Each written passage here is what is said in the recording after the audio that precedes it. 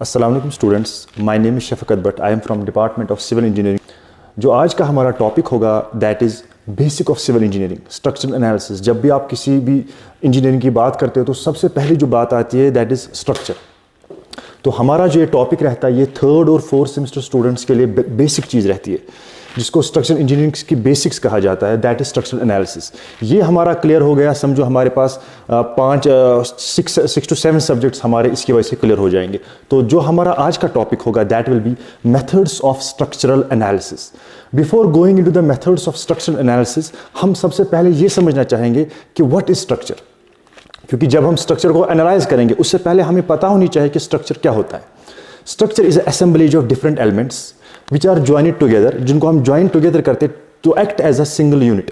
और फिर उस यूनिट का काम क्या होता है? उस यूनिट का काम होता है कि हमें उसको है वो रेजिस्ट करे, लोड्स को रेजिस्ट करे, उससे काम लिया जाए। अगर मैं आपको एक एग्जांपल दे दूं, बेस्ट एग्जांपल, अगर आप अपने घरों में देखेंगे हमारे पास चेयर्स होती है, टेबल्स होते हैं हमारे पास, तो वो जो सारे फॉर एग्जाम्पल टेबल है, चेयर है, दैट इज अ स्ट्रक्चर कि उसको डिफरेंट एलिमेंट्स को ज्वाइन किया गया है। उसके बाद क्या होता है कि उसको हम यूज़ करते हैं, उस पर हम बैठते हैं, उस पर हम चीज़ों को रखते हैं टेबल पे। तो दैट मीन्स कि जो भी चीज़ डिफरेंट एलिमेंट्स से ज्वाइन की होगी और उसका काम क्या होगा to function as a unit, उसको हम कहते हैं स्ट्रक्चर। अगर ये एग्जाम्पल आपको समझ नहीं आई, एक और बेस्ट एग्जाम्पल मैं आपको दूं, जो इंसान है ह्यूमन स्केलेटन, ये एक बेसिक स्ट्रक्चर है। कैसे बेसिक स्ट्रक्चर है? आप देखिए हमारे डिफरेंट ऑर्गन्स जो ज्वाइन हुए हैं तब जाके एक इंसान कहलाता है। अगर वरना हम देखें किसी की बाजू हम साइड में रखें, डिफरेंट ऑर्गन्स को साइड में रखें, उसको कोई इंसान, जब वो ज्वाइन होता है तब जाके वो काम कर सकता है, तो उसको हम कहते हैं स्ट्रक्चर। यहां तक आपको समझ आ गई व्हाट इज स्ट्रक्चर। अब इतना ही नहीं है, स्ट्रक्चर हमने बनाया स्ट्रक्चर को, लेकिन इसी पे हम अपना एंड नहीं करेंगे। इसके बाद हमें देखना है, बीइंग एन इंजीनियर, हमें देखना है कि ये स्ट्रक्चर कितना लोड रेजिस्ट कर सकता है। मिसाल के तौर पर आपने घर पे एक चेयर बनाई या आपने टेबल बनाया, ऑब्वियसली बात है ये जो टेबल है ये कुछ लोड रेजिस्ट करेगा, उसके बाद ये लोड रेजिस्ट नहीं कर सकता है, मतलब कि ये टूट जाएगा। फॉर एग्जाम्पल आपकी चेयर है घर पे, कोई ऐसी चेयर है जो बच्चों की चेयर होती है, उस पर जब बड़ा बैठ जाता है वो टूट जाता है। क्यों? क्योंकि उसके अंदर वो रेजिस्टेंस नहीं होती है। तो बाय स्ट्रक्चरल एनालिसिस हम क्या करते हैं, बाय जो भी हमारा स्ट्रक्चर है, अब हमें देखना है कि क्या इस स्ट्रक्चर में कितना लोड रेजिस्ट कर सकता है। मतलब जब इस पे कल को लोड पड़ेगा, इसके डिफरेंट जो है लेग्स होते हैं, इसकी जो होती है जिसपे हमारी चेयर होती है, इसकी लेग्स कितनी जो है लोड को रेजिस्ट कर सकती है, हमें वो निकालना पड़ेगा। मिसाल के तौर पर अगर हमारे पास यहाँ पे एक ये टेबल सिंपल टेबल है, जब इस पे कल को लोड पड़ेगा, ऑब्वियसली बात है लोड जब पड़ेगा तो कुछ फोर्स यहाँ पे भी ट्रांसफर हो जाएगा, यहाँ पे भी कुछ ट्रांसफर हो जाएगा। अब हमें देखना है बाय स्ट्रक्चरल एनालिसिस कि ये लेग कितना लोड रेजिस्ट कर सकती है, कि उसके बाद अगर हमने लोड को ऐड और इंक्रीज कर दिया तो ये स्ट्रक्चर टूटेगा। को बाय स्ट्रक्चरल एनालिसिस सिंपली हमें चीजों को देखना पड़ेगा। एक तो बनाया होगा चीजों को, लेकिन उसके बाद देखना पड़ेगा इसकी कमजोरियां कहां पे है, ये कितना रेजिस्टेंट है। जैसे आप प्रैक्टिकल लाइफ में भी जब आप घर पे देखते हो, आप देखते हो बाहर से कुछ होता है तो आप बोलते हो जरा बेटा आप बाहर नजर दे दो, आप सिचुएशन को एनालाइज करो। सिचुएशन को एनालाइज करने का यही मतलब होता है कि हम देखें कि कहां पे कमजोरी है, कहां पे क्या हो रहा है, उस चीज को हम कहते हैं स्ट्रक्चरल एनालिसिस। ये है हमारा टॉपिक आज कि हम स्ट्रक्चरल एनालिसिस को कैसे करते हैं। स्ट्रक्चरल एनालिसिस को, ये था हमारा टॉपिक। अब हमारे पास जो दूसरा चीज है जो इसकी बेसिक जो टर्म आती है उसके बाद, दैट इज स्ट्रक्चर जो होता है वो हमेशा 2 टाइप्स का स्ट्रक्चर होता है। टाइप्स ऑफ स्ट्रक्चर जो होते हैं, ऐसे अगर मैं लिखूंगा टाइप्स ऑफ स्ट्रक्चर, उसमें अगर मैं पहला टाइप लिखूं, one is determinate structure and other type is indeterminate structure. Indeterminate structure, types of structure मतलब अब जब आपके पास स्ट्रक्चर बन चुका है, अब इस स्ट्रक्चर के भी 2 टाइप्स होंगे। एक स्ट्रक्चर वो होगा जो डिटर्मिनेट स्ट्रक्चर होगा। डिटर्मिनेट स्ट्रक्चर, किसको डिटर्मिनेट स्ट्रक्चर बोलेंगे? ऑब्वियसली बात है, जब अभी हमारे पास यही इससे पहले जो हमने एग्जांपल लिखी थी, जब हमारे पास इस पे कल को लोड पड़ेगा, ऑब्वियसली बात है हमें जब ये लोड इस पे पड़ेगा, हमें देखना पड़ेगा कि इस वाले मेंबर में कितना फोर्स आ गया, इस वाले मेंबर में कितना फोर्स आ गया, देखना पड़ेगा। तो ये दोनों हमारे पास अननोन्स रहेंगे। अननोन्स मतलब उनको कहते हैं जो हमें निकालने पड़ेंगे। ऑब्वियसली बात है अननोन्स को तभी निकाला जाता है जब हमारे पास नोन इक्वेशंस होती हैं, इक्विलिब्रियम इक्वेशंस होती है। जब हम इक्वेशंस को यूज करते हैं उसके बाद हम इन अननोन्स को निकाल सकते हैं। तो इन डिटर्मिनेट स्ट्रक्चर्स में होता क्या है? इन डिटर्मिनेट स्ट्रक्चर में बेसिक हमारी चीज होती है कि अगर हमारे पास मिसाल के तौर पर हमारे पास 5 अननोन्स है, we have to calculate 5 unknown forces, 5 displacements, whatever जो भी हमारे पास unknowns होंगे। अगर हमें 5 जो अननोन्स है और हमारे पास 5, 6 या 7 वट एवर नोन इक्वेशन ज़्यादा है, मिसाल की तरह अगर मैं यहाँ पे बेसिक बोलूँ, अगर मेरे पास 5 इक्विलिब्रियम इक्वेशंस भी है, देयरफॉर मुझे 5 अननोन्स है और मुझे 5 नोन्स है, तो आराम से मैं bye using these 5 known equations I can calculate these 5 unknowns. तो यहाँ पे हमें कोई ज़रूरत नहीं पड़ती ज़्यादा, हम सिंपल स्ट्रक्चर को सॉल्व करते हैं। इसमें एक अगर मैं आपको बेसिक एक एग्जांपल समझाऊं, मैं अक्सर इस एग्जांपल को दोहराता हूँ कि अगर हमारे घर पे कभी कुछ रिगार्डिंग कोई फंक्शन हो गया, वट एवर कोई भी चीज़ होगी, तो क्या होता है, हमने मिसाल के तौर पे 100 अटेंडेंट्स को बुलाया, हमने जो है 100 को दावत दी है, और अगर हमारे घर पे आराम से 110 के लिए हमारी तैयारी है, तो दैट मीन्स ये 100 है हमारे पास, मिसाल के तौर मैं इसको रिलेट कर रहा हूँ, ये 100 अगर हमारे पास अननोन्स है, लेकिन हमारे पास 110 की तैयारी है, उनको मैं कहूँगा दीज आर नोन्स, तो हमारे कोई टेंशन ही नहीं होगा, क्योंकि हमें 100 ही आ रहे हैं लेकिन हमारे पास 110 ऑलरेडी है। तो ये सिचुएशन ये हम आराम से सॉल्व कर सकते हैं सिंपलली यहाँ पे, कि जब हमारे पास अननोन्स उतने होंगे लेकिन हमारे पास जो नोन इक्वेशंस होंगे वो हमारे पास या तो इक्वल टू द अननोन्स होंगे या मोर देन अननोन्स होंगे, तो हम उस कंडीशन में कहते हैं that structure in which number of knowns is equal to number of unknowns, उस स्ट्रक्चर को हम कहते हैं that it is determinate structure. Simple. अगर ऐसा सिचुएशन अब आ गई, अब आपके पास मसला ऐसा है, आपने 100 को बुलाया है, लेकिन कुछ ऐसा हो गया, कुछ दोस्त आपस में मिल गए, उन्होंने बोला चलो आप भी मेरे साथ, दो तीन दोस्त मिल गए, उन्होंने ये क्या हो गया, अब हमारे पास तैयारी है, दैट नोन हमारे पास 100 है, लेकिन अब जब लोग जो आ गए, अटेंडेंट्स आ गए, वो हमारे पास 110 है। अब सिचुएशन चेंज हो जाएगी, हमने तैयारी 100 की ही की, हमारे पास 100 ही चीजें हैं, लेकिन 110 आ गए, तो ये वाली प्रॉब्लम जिसमें number of knowns are less than the number of unknowns, मैं यहां पे सिंपल लिखूंगा, नंबर ऑफ नोन्स जो हमारे पास नोन्स होते हैं, they are less than the number of knowns, तो उस स्ट्रक्चर को हम कहेंगे that it is indeterminate structure. ये स्ट्रक्चर हमें सिंपली सॉल्व नहीं हो सकता, इसके लिए हमें कुछ और इक्वेशन चाहिए, जैसे बिल्कुल यहां पे 100 के लिए हमारे पास तैयारी थी लेकिन 110 आ गए, हम क्या कर सकते हैं, उस वक्त हम जल्दी में बोलते हैं भाई वहां से कुछ देखो, उस रिश्तेदार के पास कुछ आइटम देखो, जल्दी मत मिलेंगे, ताकि हम इस इक्वेशन को सॉल्व करें। बिल्कुल यहां पे जब हमारे पास नॉन इक्वेशन उतनी नहीं है, हम क्या करेंगे, हम कोशिश करेंगे कि हम जो है कि कहीं दूसरी इक्वेशंस को लाएंगे, जिन इक्वेशंस को हम बाद में फिर कंपैटिबिलिटी कंडीशन, कंपैटिबिलिटी इक्वेशंस कहते हैं, उस बिना पे हम जो है स्ट्रक्चर को सॉल्व करते हैं। यहां तक आपको चीजें समझ जाएगा। मैं रिपीट करूंगा, हमने बोला स्ट्रक्चर के दो जो होते हैं टाइप्स होते हैं, one is determinate structure and other is indeterminate structure. Determinate structure वो स्ट्रक्चर्स होते हैं जिनमें हमारे पास नोन इक्वेशंस जो होती है वो होती है, हमारे पास known equations equal to unknown और greater than unknown. But in indeterminate case situation different है, हमारे पास नोन्स कम है लेकिन अननोन्स ज्यादा है, तो उन स्ट्रक्चर्स को सॉल्व करना थोड़ा हमारे लिए, उसमें हमें एक्स्ट्रा इक्वेशंस चाहेंगे, वो हम देखेंगे अभी। तो यहां तक आपको समझ आ गया डिटर्मिनेट और इनडिटर्मिनेट स्ट्रक्चर। अब मैं आपको एक इंपॉर्टेंट बात कहूंगा जिसके बाद हम अपना जो है टॉपिक हमारा है मेथड्स ऑफ स्ट्रक्चर एनालिसिस, वो हम देखेंगे। तो अब हमें अभी आपने देखा that there are two types of structure, one is determinate and other is indeterminate. Determinate structure and indeterminate structure, ये आपको समझ आ गया। लेकिन अब इंपॉर्टेंट चीज जो है जिसके बेस पे हम स्ट्रक्चर को एनालाइज करेंगे, आप बोलोगे सर डिटर्मिनेट स्ट्रक्चर्स बेसिकली कौन सी चीजें होती है, क्योंकि अब इंसान को कैसे पता चलेगी कि ये स्ट्रक्चर डिटर्मिनेट है या इनडिटर्मिनेट है, वो जो है वो आपके 3rd सेमेस्टर के बेसिक में है, दैट इज इनडिटर्मिनेंसी। तो सिंपली मैं यहाँ पे आपको स्ट्रक्चर्स कहूंगा, types of structures, simply supported structure, या हम कहते हैं कैंटिलीवर स्ट्रक्चर, या हम कहेंगे overhang structure, simply supported overhang structure. ये हमारे पास टाइप्स ऑफ डिटर्मिनेट स्ट्रक्चर्स है। डिटर्मिनेट स्ट्रक्चर का मतलब है जब भी आपको जो है आपके पास स्ट्रक्चर हो that will be simply supported, आपके पास 2 सपोर्ट्स होंगे, कैंटिलीवर होगा या ओवरहैंग होगा, आप बोलोगे दिस इज डिटर्मिनेट स्ट्रक्चर। अब जब आएंगे हम बात किस पे आएंगे, हम इनडिटर्मिनेट स्ट्रक्चर की। यहां पे आप देखेंगे फिक्स्ड बीम्स,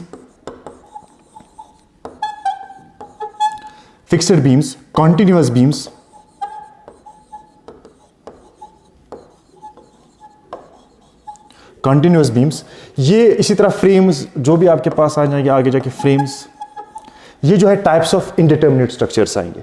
इनडिटर्मिनेट स्ट्रक्चर्स ये आ गए, डिटर्मिनेट स्ट्रक्चर्स ये आ गए। तो सीधे आपको पता चला कि कौन से डिटर्मिनेट से कौन से इनडिटर्मिनेट है। अब इंपॉर्टेंट सवाल है, अब आप जब प्रैक्टिकल लाइफ में जाते हो, जब आप प्रैक्टिकली देखते हो, हम जो है ज्यादा स्ट्रक्चर्स हमारे जो होते हैं, मैं कहूंगा maximum most of the structures they are indeterminate structures. आपको अभी कंफ्यूजन हो सकता है कि सर ने अभी बोला डिटर्मिनेट स्ट्रक्चर्स, हमारे पास वो स्ट्रक्चर्स है जिनमें आराम से हम अननोन्स को सॉल्व कर सकते हैं। जब अननोन आराम से सॉल्व कर सकते हैं तो फिर हम डिटर्मिनेट को ही जा सकते थे, हम उन्हीं स्ट्रक्चर को बनाते जिनमें हम आराम से निकाल सकते थे। लेकिन हम डिटर्मिनेट स्ट्रक्चर्स को हम जो है मोस्ट जो है प्रैक्टिकल जो यूज होते हैं उसमें हम इनको नहीं बनाते। हम किन स्ट्रक्चर्स को, हमारे जो स्ट्रक्चर्स होते हैं वो होते हैं indeterminate structures.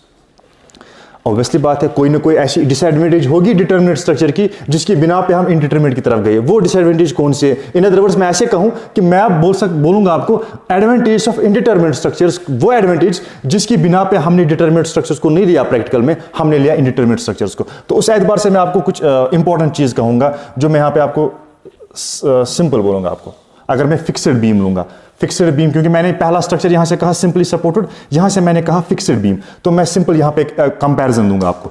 Simply supported, simply supported, और यहां पे रखूंगा मैं फिक्स्ड बीम्स।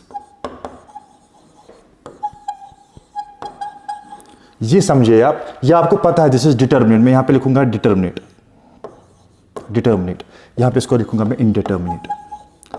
अब असल में मुझे एक्सप्लेन करना है, मुझे आपको समझाना है कि अगर डिटर्मिनेट, सिंपली सपोर्टेड डिटर्मिनेट है, लेकिन मैं अगर ये आसान स्ट्रक्चर है, मैंने क्यों नहीं इसको यूज किया, मैं क्यों फिक्स्ड, मैं क्यों इनडिटर्मिनेट बीम्स को यूज कर रहा हूं? सबसे पहली एडवांटेज जो है, जो डिफ्लेक्शन, मतलब डिफ्लेक्शन किसको आसान अगर हम टर्म में समझाए, जब कल को लोड आता है स्ट्रक्चर पे, स्ट्रक्चर डिफ्लेक्ट होने लगता है, तो क्या होता है, जो हमारे पास सिंपली सपोर्टेड, जो हमारे पास डिटर्मिनेट स्ट्रक्चर होते हैं, उनमें डिफ्लेक्शन एंड स्ट्रेस जो जनरेट होते हैं टू दैट लोड्स, वो होते हैं ज्यादा। मैं उनको लिखूंगा they are more stresses are developed, more stresses are developed. ठीक है ना? वो डिटर्मिनेट स्ट्रक्चर में हमारे पास डिफ्लेक्शन भी ज्यादा होती है और स्ट्रेसेस भी डेवलप ज्यादा होते हैं। स्ट्रेस का मतलब है उनके अंदर जो रेजिस्टेंस है, उनके अंदर फोर्स ज्यादा जनरेट हो रहा है। तो इन अदर वर्ड्स, अगर हम जाएंगे फिक्स्ड बीम में, जो हम प्रैक्टिकली यूज कर रहे हैं, क्या देखते हो आप देखते हो फिक्स्ड बीम और इनडिटर्मिनेट स्ट्रक्चर्स में deflection as well as stresses are less. मतलब आप समझो, आप खुद ही पहली एडवांटेज, मैं अगर आपको कल को बोलूंगा भाई मैंने सिंपली सपोर्टेड स्ट्रक्चर को बनाया लेकिन इसके अंदर डिफ्लेक्शन ज्यादा हो रही है, आप ऑब्वियसली बात बोलोगे सर हम इसको कहां यूज करेंगे? अगर इसके अंदर डिफ्लेक्शन है, कल को ये बिल्डिंग आज तो ठीक है, लेकिन कल जब डिफ्लेक्शन ज्यादा हो जाएगी, ये जो सडन फेलियर हो जाएगा। तो उस बेसिस पे हमने बोला कि भाई इसके अंदर ये जो इनके अंदर डिसएडवांटेज, वीक पॉइंट है कि इनके अंदर डिफ्लेक्शन और इनके अंदर स्ट्रेसेस जो है वो इंड्यूस होते हैं ज्यादा। अगर अब हम जाएंगे दूसरे केस में, इनडिटर्मिनेट स्ट्रक्चर में, आप देखो इनडिटर्मिनेट स्ट्रक्चर में क्या हो रहा है, डिफ्लेक्शन भी कम है, डिफ्लेक्शन भी कम है, स्ट्रक्चर जो है स्ट्रेसेस भी कम है। तो ये है एक एडवांटेज। मतलब कि जब हम फिक्स्ड बीम्स को यूज करते हैं, उनके अंदर क्या होता है, उनके अंदर डिफ्लेक्शन कम होते हैं और उनके अंदर जो है स्ट्रेसेस जो होते हैं वो कम होते हैं। ये है हमारे पास पहले एडवांटेज। मतलब ये इस चीज से हम पहली चीज समझेंगे कि भाई अगर हमें यूज करना है तो हम फिक्स्ड बीम को यूज करेंगे क्योंकि डिफ्लेक्शन भी कम है, स्ट्रेसेस भी कम है। दूसरा एक इंपॉर्टेंट चीज है जो कंपैरिजन में आपको समझ आना चाहिए कि क्या है मसला, जो इसी की एग्जांपल है। मैं अगर आपको एक सिंपली सपोर्टेड केस लूंगा, सिंपली सपोर्टेड केस ऐसे, उसको मैं पॉइंट लोड सेंटर पे रखूंगा, simply supported point load at centre मैंने डब्ल्यू रखा। आप देखो क्या होता है, जब ये डिफ्लेक्ट होता है ये ऐसे डिफ्लेक्ट होता है, ठीक। और जो उसकी मैक्सिमम डिफ्लेक्शन होती है ना, जो यहां पे सेंटर पे मैक्सिमम डिफ्लेक्शन होती है, जो यहां पे डिफ्लेक्शन होती है, ये जो डिफ्लेक्शन होती है इसको हम लिखते हैं y max. That y max is equal to WL cube by 48 EI। यह दैट मीन्स जब हमारे पास सिंपली सपोर्टेड स्ट्रक्चर होगा, जो बीच में वो नीचे की तरफ जाएगा वो इतना होगा WL cube by 48 EI। समझो आप, ये सिंपली सपोर्ट का केस है। अब हमें एडवांटेज दिखानी है फिक्स्ड बीम में। अगर हम फिक्स्ड बीम लेंगे, अगर हम फिक्स्ड बीम लेंगे तो फिक्स्ड बीम में आप देखोगे, अगर हमने फिर से, आप देखो मैंने कंडीशन सेम रखी, ठीक है। तो हमने देखा सिंपली सपोर्ट में आपने देखा WL क्यूब 48 EI। अब जब आपने देखा सेम केस में आपने देखा आपने सपोर्ट्स को चेंज करके इसको फिक्स्ड सपोर्ट्स लाए, ड्यू टू फिक्स्ड सपोर्ट्स ये हमारा इनडिटर्मिनेट स्ट्रक्चर बना। अब जो इसकी डिफ्लेक्शन होगी ऐसे, इसकी जो मैक्सिमम डिफ्लेक्शन यहां पे जो इसकी maximum deflection y max that is WL cube divide by 192 EI। अगर आप दोनों का वैल्यू देखोगे, जब ये सिंपली सपोर्टेड था इसका WL क्यूब बाई 48 EI था, जब ये फिक्स्ड बीम बन गया इसका जो है deflection that is WL cube by 192 EI। क्या चेंज आ गई? अगर आप इन इक्वेशंस को आपस में रेशो डिवाइड करोगे आपको सीधे पता चलेगा कि that deflection in fixed beam is equal to 1/4 deflection of deflection in simply supported beam. उसका मतलब है, जब इसका सिंपल आप समझो, दैट मीन्स कि जब हमारे पास सिंपली सपोर्टेड था डिफ्लेक्शन मिसाल के तौर पे 10 mm थी, मतलब उस पर जब लोड पड़ता था मैक्सिमम डिफ्लेक्शन 10 mm थी। लेकिन अगर आपने उसी स्पैन को लिया, लेकिन अब आपने सपोर्ट को चेंज करके फिक्स्ड सपोर्ट लाया जिसकी वजह से वो इंडिटरमिनेट बना, अब इसकी डिफ्लेक्शन 10 से रिड्यूस होकर 2.5 आ जाएगी। खुद ही समझो आप, in other words by using indeterminate structures we reduce the deflection. और वही चीज है, वरना क्या होगा, जब आपके घर पे स्लैब्स होगी अगर वो सिंपली सपोर्ट होगी तो विद रिजल्ट क्या होगा, जब उस पर कल को कोई चलेगा ऊपर से ज्यादा डिफ्लेक्शन हो जाएगी, उसको लगेगा शायद मैं अभी गिरूंगा। लेकिन जब उसका आपने फिक्स्ड कंडीशंस रखोगी एंड सपोर्ट्स, वो जब इंसान चलेगा कोई deflection 2.5, that means by indeterminate structure we are reducing the deflection by 1/4 times. तो ये था दूसरी एडवांटेज ऑफ इंडिटरमिनेट स्ट्रक्चर और डिटरमिनेट स्ट्रक्चर। इसका मतलब है कि क्यों हम इंडिटरमिनेट स्ट्रक्चर्स को यूज करते हैं, हम क्यों नहीं डिटरमिनेट स्ट्रक्चर्स को यूज करते हैं। ये हमारे पास दो एडवांटेज है। इसी तरह से देयर आर मेनी एडवांटेजेस। जब हम एक और एडवांटेज है इस पर, जब आप फिक्स इंडिटरमिनेट स्ट्रक्चर्स लगाते हो तो आपके जो स्ट्रक्चर्स होते हैं वो मोनोलिथिक होते हैं, मतलब they act as a unit. कि कल को अगर बीच वाली अर्थक्वेक अगर आ गया तो जो ग्राउंड स्टोरी मूव करेगी उसी जो है उसी वेलोसिटी पे या उसी डिस्प्लेसमेंट पे हमारे अपर स्टोरेज भी जाएगी, क्योंकि मोनोलिथिक स्ट्रक्चर हर एक जॉइंट आपस में फिक्स्ड है। फिक्स्ड का मतलब है they are built supports, while as in simply support वैसा केस नहीं है। तो ये था हमारे पास। आपको सवाल आ सकता था कि सर आपने बोला कि डिटरमिनेट स्ट्रक्चर्स वो स्ट्रक्चर्स है जिनको हम आराम से सॉल्व कर सकते हैं, लेकिन उसके बरकस आपने क्या बोला, आपने बोला कि नहीं सर हम डिटरमिनेट स्ट्रक्चर्स को यूज नहीं करते, हम इंडिटरमिनेट स्ट्रक्चर्स को यूज करते। वो मैंने समझा कि क्यों हम इंडिटरमिनेट को यूज करते। What is the advantage of indeterminate structure over the determinate structure. यहां तक आपको चीजें क्लियर हो गई कि हमने स्ट्रक्चर समझा, व्हाट इज स्ट्रक्चर, हमने एनालिसिस समझी क्या होती है, फिर हमने समझा कि स्ट्रक्चर कौन कौन से टाइप्स होते हैं। एक तो डिटरमिनेट स्ट्रक्चर हो सकता है और दूसरा हमारे पास इंडिटरमिनेट स्ट्रक्चर हो सकता है। अब हम जाएंगे मेथड्स ऑफ स्ट्रक्चर एनालिसिस। मतलब गो, इसका मतलब है कि जब आपको अब स्ट्रक्चर को एनालाइज करना है, आपको कौन कौन से मेथड्स है जिनकी बिना पे आप स्ट्रक्चर को एनालाइज कर सकते हो। और मेथड्स ऑफ स्ट्रक्चर एनालिसिस किसके लिए हम देखेंगे, फॉर इंडिटरमिनेट या डिटरमिनेट दोनों। हम यहां पे इंडिटरमिनेट की बात करेंगे, इंडिटरमिनेट स्ट्रक्चर्स। आप बोलोगे क्यों सर इंडिटरमिनेट की बात करेंगे, क्योंकि डिटरमिनेट स्ट्रक्चर हमें आराम से सॉल्व हो जाएंगे बाय इक्विलिब्रियम इक्वेशंस, हमें उसकी कोई जरूरत ज्यादा नहीं। लेकिन हमारे पास जो मेन टॉपिक है दैट इज इंडिटरमिनेट स्ट्रक्चर। हमारे पास दो टाइप्स ऑफ इंडिटरमिनेट, जो दो टाइप्स ऑफ मेथड्स होते हैं। वन इज नोन एज, दो मेथड्स हैं हमारे पास। One is known as force method, ठीक, force method. And other one जो हमारे पास दूसरा मेथड है जिसको हम कहते हैं डिस्प्लेसमेंट मेथड।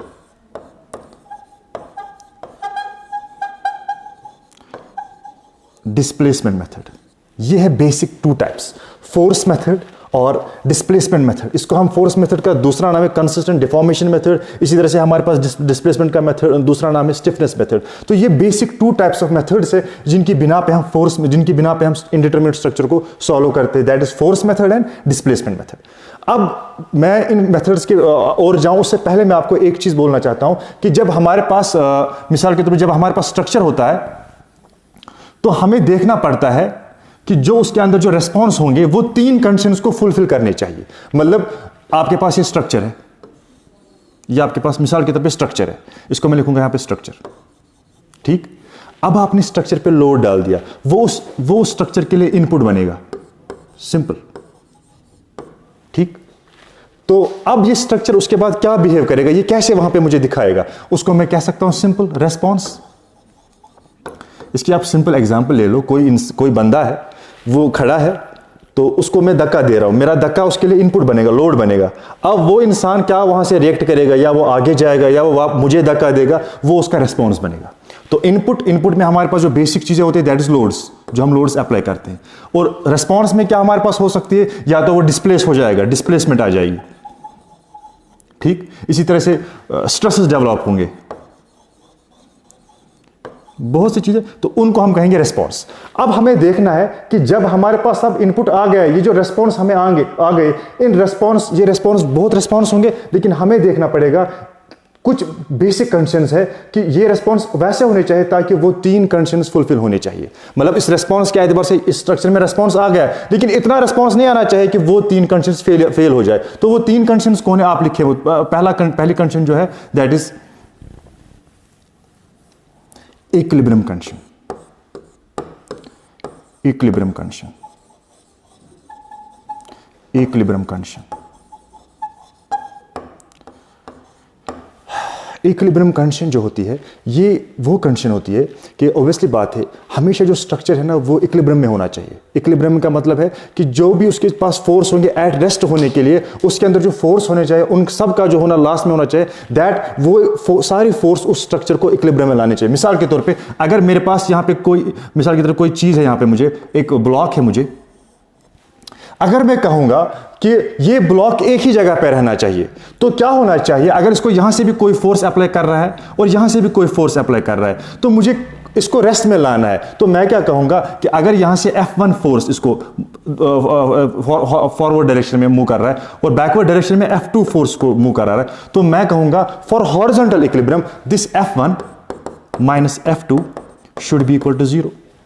ये एक इक्विलिब्रियम कंडीशन बन गई। कौन सी इक्विलिब्रियम कंडीशन, इसको हम ऐसे लिखेंगे, summation of f of x should be equal to 0। That means अगर आपको हॉरिजॉन्टल इक्विलिब्रियम स्ट्रक्चर में चाहिए तो हमेशा जो भी फोर्सेस होंगे अलोंग एक्स डायरेक्शन, अगर आपको हॉरिजॉन्टल इक्विलिब्रियम चाहिए तो हमेशा उन सब फोर्सेस का जो है नेट वो अबाउट हॉरिजॉन्टल डायरेक्शन 0 होना चाहिए। सिमिलरली अगर आपको ये इस बॉडी पे हम फोर्स वर्टिकली भी अप्लाई कर रहे हैं और यहां से भी नीचे से ऊपर अपवर्ड डायरेक्शन, डाउनवर्ड डायरेक्शन, समझो V1 V2। अब ये इक्विलिब्रियम कंडीशन फुलफिल होने के लिए क्या होना चाहिए, मैं कब कह सकता हूं कि ये चीज इक्विलिब्रियम में है, मैं कब कह सकता हूं कि ये चीज वर्टिकल इक्विलिब्रियम में है, तो मैं उस वक्त कहूंगा कि V2 minus V1 should be equal to 0।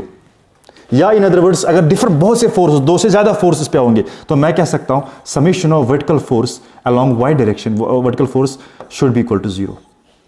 ये बन गई हमारी दूसरी इक्विलिब्रियम कंडीशन। इसी तरह से डिफरेंट, ये तो मैं सिंपल आपको f of x, अगर हमारे पास 3D स्ट्रक्चर होगा f of x, f of y, जो है f of z, तो तीनों डायरेक्शन से जो हमारे पास फोर्स होने चाहिए उनका समेशन 0 होना चाहिए। आप इंपॉर्टेंट चीज यहां पे देखो, मैं नहीं कह रहा हूं फोर्स 0 होने चाहिए, मैं कह रहा हूं उनका जो समेशन है वो 0 होना चाहिए ताकि वो बॉडी इक्विलिब्रियम में आए। उसको हम कहते हैं इक्विलिब्रियम कंडीशन। हमेशा ये कंडीशन फुलफिल होनी चाहिए एक स्ट्रक्चर में, तब जाके वो स्ट्रक्चर इक्विलिब्रियम में रहेगा। वरना क्या हो जाएगा, अगर आपके पास ये कंडीशन फुलफिल नहीं होगी तो there will be displacements. Structure अभी यहां पे है, अभी लोडिंग के बाद यहां पे नहीं रहेगा, आगे चलेगा क्योंकि वहां पे इक्विलिब्रियम मेंटेन नहीं हो रहा है। तो this is first condition, that is equilibrium condition. अगर इसके बाद हम जाएंगे दूसरी कंडीशन, दूसरी कंडीशन जो हमारे पास है स्ट्रक्चर की, that is compatibility condition. Compatibility condition,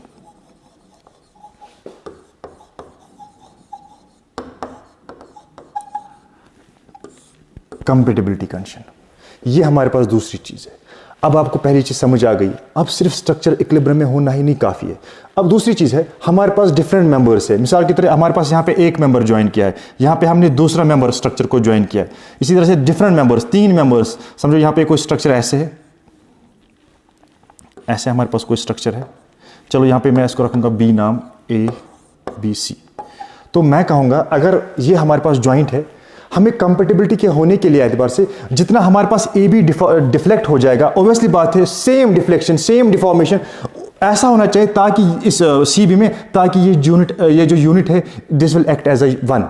वरना क्या हो जाएगा, अगर ये AB ज्यादा डिस्प्लेस हो गया, BC कम डिस्प्लेस हो गया, तो पहले तो ये ज्वाइंट होगा, लेकिन बाद में ये बाद में ज्वाइंट डिस्प्लेस हो जाएगा। दैट मीन्स अगर इसकी डिफ्लेक्शन ऐसे कुछ आ गई, B ज्यादा डिफ्लेक्ट हो गया, C से मतलब अलग हो गया, तो ये जो है ये लैक ऑफ फिट जनरेट करेगा, ये उसके अंदर स्ट्रेसेस पैदा करेगा। तो हमेशा कंपैटिबिलिटी, आप समझो इस बात को ही, लफ्जों को ही समझो, कंपैटिबिलिटी, कि वो हमारे पास जो भी सारे डिफरेंट ज्वाइंट्स है वो हमेशा कंपैटिबल होने चाहिए, उनकी स्ट्रेस की कंपैटिबिलिटी होनी चाहिए, उनके डिफॉर्मेशंस की कंपैटिबिलिटी होनी चाहिए।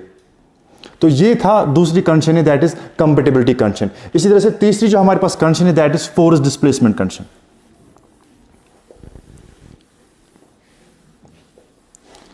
तीसरी जो है हमारे पास है, that is force displacement condition. Force displacement condition. ये जो फोर्स डिस्प्लेसमेंट कंडीशन है, ये हमारे पास तीसरी एक कंडीशन है जो रिस्पॉन्स में आएगी, लेकिन इनकी बिना पे जब हम इन इक्वेशंस को यूज़ करेंगे उसके बाद हम स्ट्रक्चर को यूज़ कर सकते, उस स्ट्रक्चर को सॉल्व कर सकते। फोर्स डिस्प्लेसमेंट, ऑब्वियसली बात है, जब इस पे स्ट्रक्चर पे फोर्स आ जाएगा वहाँ पे डिस्प्लेसमेंट आ जाएगी, लेकिन हमें देखना है कि हमारी जो डिस्प्लेसमेंट होगी वो किस डायरेक्शन में है, एक्स डायरेक्शन में है, वाई डायरेक्शन में। लेकिन यहाँ पे एक इंपॉर्टेंट चीज़ है कि वो ऐसे वो हमारे पास होनी चाहिए कि अगर एक सपोर्ट कुछ डिस्प्लेसमेंट आगे गया, उसी के जो है अगर वो एज मोनोलिथिक स्ट्रक्चर बनेगा तो उतनी ही डिस्प्लेसमेंट दूसरे स्ट्रक्चर पे, अगर चाहे उसके पास दूसरे भी फोर्स है लेकिन स्ट्रक्चर की जो डिफॉर्मेशन वो सेम होनी चाहिए। दैट इज आवर तीसरी condition, that is force displacement condition. ये हमारे पास तीन, जो आपको मैंने कहा तीन कंडीशंस, इन्हीं कंडीशंस की बिना पे इसका मतलब है ये तीन हमारे पास एक वो चीजें हैं जिनको हम यूज करके स्ट्रक्चर्स को सॉल्व करते हैं। तीसरी कंडीशन, तीसरा जो मैंने आपको समझाया that is force displacement method. By using these three जो हमारे पास ये कंडीशंस है, इन कंडीशंस को जब हम यूज करेंगे तब जाके हम सारे रिस्पॉन्स को निकाल सकते हैं। कौन सी पहली कंडीशन थी? Equilibrium condition. दूसरी कंडीशन कौन सी थी? Compatibility condition. तीसरी कंडीशन कौन सी है? Force displacement condition. ये हमारे पास तीन जो हमारे पास रिक्वायरमेंट्स है एक स्ट्रक्चर को, जो भी इसके पास रिस्पॉन्स होंगे, by using these three method, by using these three conditions we can solve, और जो हमारे पास अननोन्स होंगे हमको हम सॉल्व करेंगे। अब जो मैंने इससे पहले आपको स्टार्ट किया था, that was one was force method and दूसरा था हमारे पास डिस्प्लेसमेंट मेथड। ये जो है ये बेसिक स्ट्रक्चर एनालिसिस की है, इसी पे हमारा पूरा स्ट्रक्चर एनालिसिस होता है। या तो आपके पास जो भी इंडिटरमिनेट स्ट्रक्चर होंगे आप दो ही मेथड से उसको सॉल्व कर सकते हो, या तो आप फोर्स मेथड यूज करोगे या आप डिस्प्लेसमेंट मेथड यूज करोगे। इन दोनों मेथड में से आपको एक मेथड यूज करना है, दैट इज इधर फोर्स इधर डिस्प्लेसमेंट। अब फोर्स मेथड में हम क्या करते हैं, ब्रीफ में यहाँ पे समझाऊंगा। फोर्स मेथड में हम क्या करते हैं, इस फोर्स मेथड में जो अननोन्स होते हैं, अननोन्स आर फोर्सेस। यहां पे आपको समझ आना चाहिए व्हाट मैं बोलना क्या चाहता हूं। मतलब कि जब आप पे स्ट्रक्चर पे लोड पड़ेगा, उस लोड की वजह से डिफरेंट मेंबर्स में फोर्सेस जनरेट होंगे, तो उन फोर्सेस को हमें निकालना है, लिहाजा वो हमें अननोन बन गए। इन फोर्स मेथड हमारे पास जो अननोन से दे आर फोर्सेस। इसी तरह अगर यहां पे हम डिस्प्लेसमेंट जाएंगे, in displacement method unknowns are displacements. ठीक, अननोन्स कौन सी होती है हमारे पास डिस्प्लेसमेंट मेथड में? वहां पे दैट मींस ऐसे सिचुएशन को बोलेंगे कि भाई स्ट्रक्चर पे लोड पड़ा, अब लोड की वजह से ये डिस्प्लेस हो गया। कितना डिस्प्लेस हो गया वही अननोन है, लिहाजा इसको हम लिखेंगे unknowns are displacements.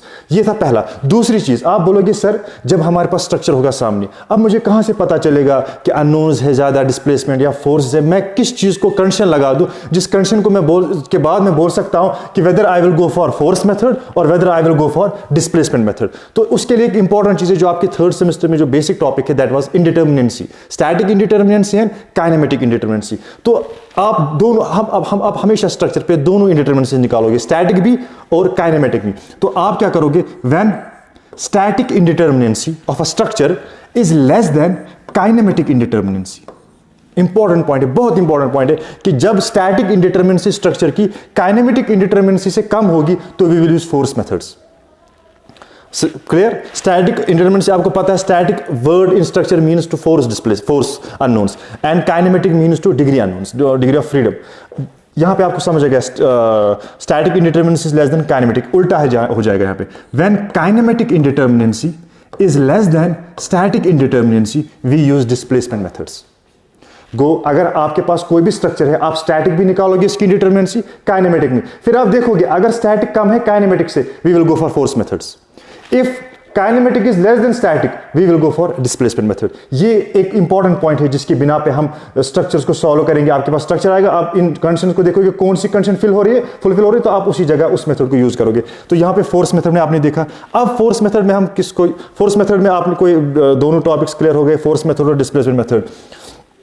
Thanks for watching.